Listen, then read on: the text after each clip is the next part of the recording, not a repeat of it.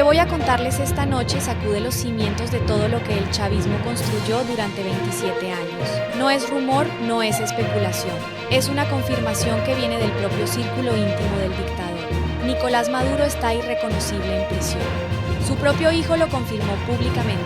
Y ese detalle, que algunos podrían considerar menor, revela algo mucho más profundo sobre el estado real del régimen que durante décadas aplastó a Venezuela. Nicolás Maduro Guerra salió a marchar y dijo algo que pretendía tranquilizar a las bases chavistas, pero que en realidad las alarmó. Anunció que veremos a su padre comparecer ante el juez federal estadounidense, pero agregó que lo veremos delgado, atlético, haciendo ejercicio todos los días. Esa frase no es un elogio, es una operación de control de daños psicológicos.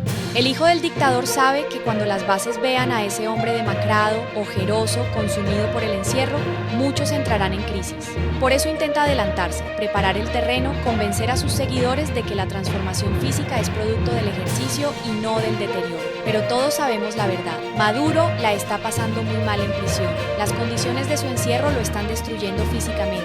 Y esa misma hambre que sintió el pueblo venezolano durante años, ese mismo sufrimiento que ignoró desde Miraflores, ahora lo experimenta él en carne propia. Justicia, dirían algunos. Karma, dirían otros. Mientras el hijo del dictador intentaba manejar la narrativa en las calles de Caracas, en España explotaba un escándalo que sacude directamente al gobierno de Pedro Sánchez.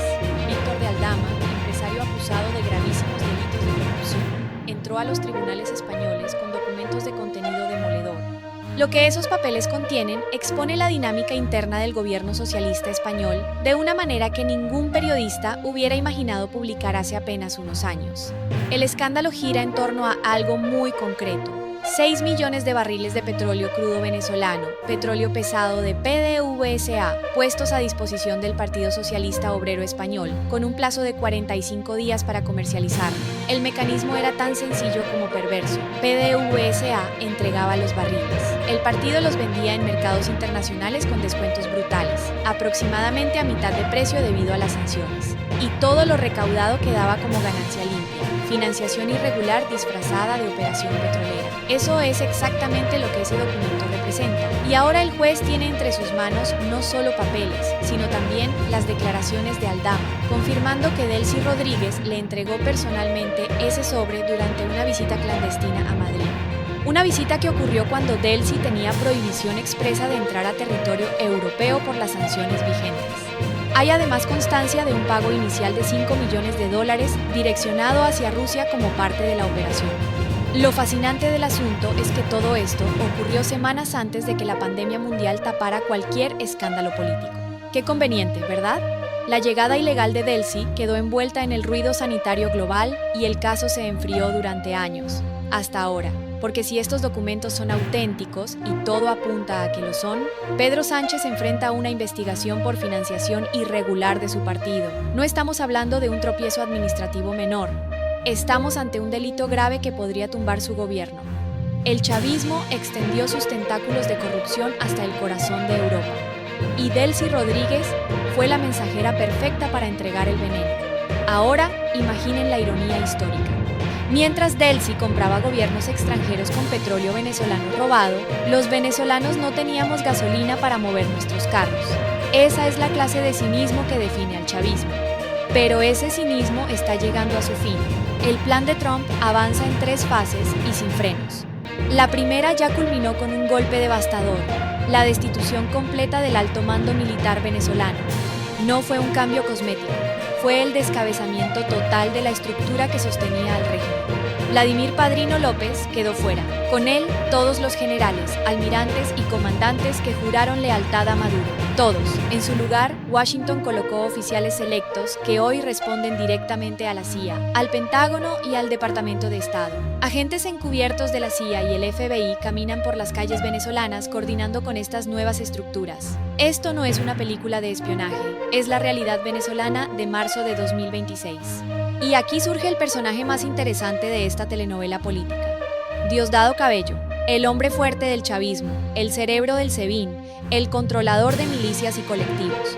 El verdadero titular del PSUV está encarcelado en Nueva York esperando juicio. Entonces Diosdado quedó como máxima autoridad del partido. Su hermano, el Mocho, controla el CENIAT. Alexis Rodríguez Cabello maneja el EBIN. Tiene el Ministerio del Interior, las policías, las milicias. No es poco poder. Pero aquí viene la pregunta del millón. ¿De qué sirve todo ese poder cuando el alto mando militar ya no le responde? ¿De qué sirven las milicias cuando los tanques de verdad están bajo órdenes de Washington?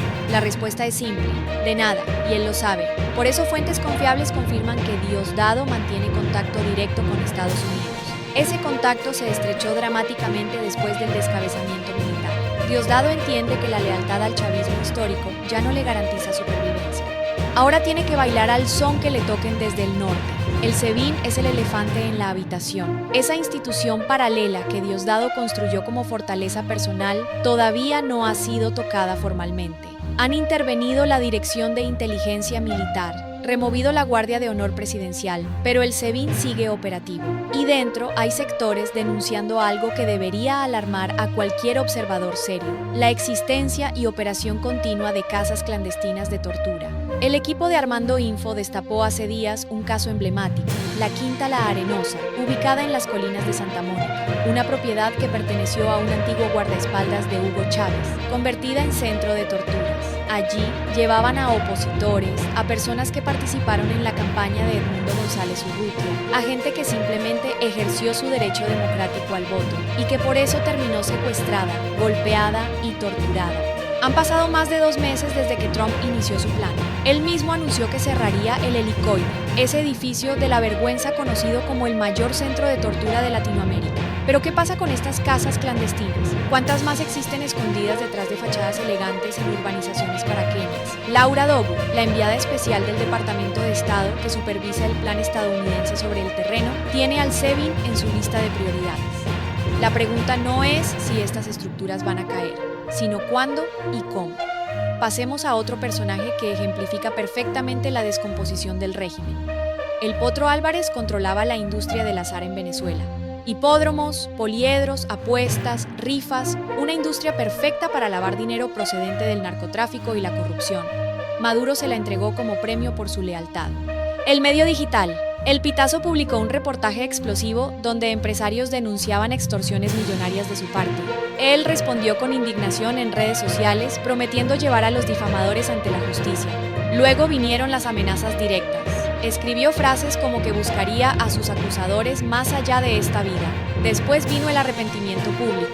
Dijo arrodillarse ante Dios Todopoderoso, que la ira se había apoderado de él, que Jesucristo ahora está en su corazón. ¡Qué conveniente! Después de enriquecerse mientras millones de venezolanos huían del país, de repente descubre la fe. Lo vimos con el propio Maduro días antes de su captura. Lo estamos viendo ahora con el Potro. Cuando un jerarca chavista siente el abismo abrirse bajo sus pies, de repente descubre a Dios.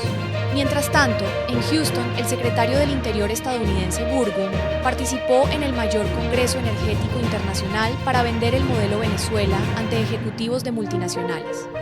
Presentó el caso como éxito rotundo de la administración Trump, un país enemigo convertido en aliado estratégico. Prometió que Venezuela pasará de 800.000 barriles diarios a 1.200.000, un incremento del 50%. Esa es la meta que Washington le puso a Delcy Rodríguez. Pero el problema es que para lograrlo se necesitan inversiones masivas, tecnología de punta y sobre todo garantías jurídicas sólidas que todavía no existen. Adriana Cisneros, figura clave en la captación de inversión extranjera, lo dejó claro durante el Innovation Summit.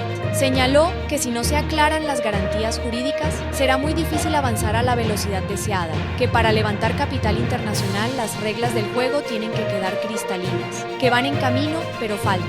Chevron ya lo advirtió también. Necesitamos cambios en la ley de hidrocarburos. Trump vende a Venezuela como aliado energético ante el mundo, pero dentro del país las estructuras necesarias para atraer esa inversión todavía no están listas. El Tribunal Supremo de Justicia sigue lleno de magistrados chavistas. Mientras ese aparato judicial no cambie, ningún inversionista serio apostará fuerte por Venezuela. Hoy, María Corina Machado compareció en ese mismo escenario en Houston para presentar ante líderes de la industria energética económica global, su visión para el sector petrolero venezolano. Su mensaje contrasta con el discurso del interinato, porque ella representa la voluntad popular legítima. Ella ganó las primarias con millones de votos. Edmundo González ganó las presidenciales con millones más. Ellos son los representantes reales del pueblo venezolano, no los operadores de un interinato tutelado desde Washington, aunque ese interinato sea necesario transitoriamente. Carmen Meléndez, leal a Delcy, apareció ante un público completamente apático, repitiendo el mantra desgastado. Cuando nos quiten las sanciones vamos a mejorar en todo, vamos a aumentar los salarios. Los aplausos fueron prácticamente inexistentes. La gente ya no se traga ese cuento. Saben que las sanciones son una excusa conveniente para ocultar el verdadero problema: el saqueo sistemático de 27 años. Los salarios no se pueden aumentar porque no hay dinero. Se lo robaron. Y el que llegue ahora será insuficiente para las necesidades creadas por décadas de destrucción. La lista de estructuras que deben caer es larga. TSOCA, CNE, CENIAT, SEBIN, el PSV completo, las milicias, los hipódromos lavadores de dinero. Todos están en la fila esperando su turno. Algunos caerán pronto, otros aguantarán más tiempo, pero todos caerán eventualmente, porque el plan de Trump no se detiene. Ya descabezó el alto mando militar. Ya capturó al dictador, ya tiene control operativo sobre el terreno. Ahora viene la limpieza institucional profunda, y esa limpieza es larga y compleja. El chavismo no es solo un partido político, es una red criminal enquistada en cada rincón del Estado. Son 27 años de metástasis institucional. No se extirpa en 2 meses. Hace 3 meses parecía imposible que Maduro terminara encarcelado en Nueva York esperando juicio. Hace 3 meses parecía imposible que todo el alto mando militar fuera destituido de golpe. Y sin embargo ocurrió. Eso demuestra que cuando hay voluntad política real, cuando Washington decide actuar con determinación, las cosas cambian dramáticamente. El desafío ahora es mantener ese impulso, no permitir que el plan se estanque, no dejar que los sobrevivientes del chavismo se reagrupen. Delcy Rodríguez puede estar cooperando hoy, pero el sobre de los 6 millones de barriles la persigue hasta España. Diosdado Cabello puede estar negociando hoy, pero su imperio criminal debe caer completamente. El Potro Álvarez puede citar la Biblia todo lo que quiera, pero la justicia no se negocia con versículos. Venezuela merece un nuevo comienzo real, no un simple cambio de caras manteniendo las mismas estructuras. Merecemos instituciones democráticas legítimas, merecemos justicia por décadas de saqueo. Y eso solo se logrará con presión constante y exigencia inflexible de que cada promesa se cumpla. El chavismo como lo conocimos está agonizando. Tal vez no muera mañana, tal vez tarde meses en expirar completamente, pero su destino está sellado. Y cuando finalmente caiga el último bastión de esa pesadilla de 27 años, Venezuela podrá comenzar a sanar, reconstruir lo destruido y recuperar a sus millones de hijos en el exilio. Estamos en un momento histórico, un punto de inflexión real. No lo desperdiciemos. No permitamos que nos roben otra vez el futuro. Exijamos hasta el final una transformación completa y verdadera. Les habló Laura Salazar. Suscríbete si aún no lo has hecho y activa la notificación para no perderte nada de lo que viene. Nos vemos en el próximo análisis.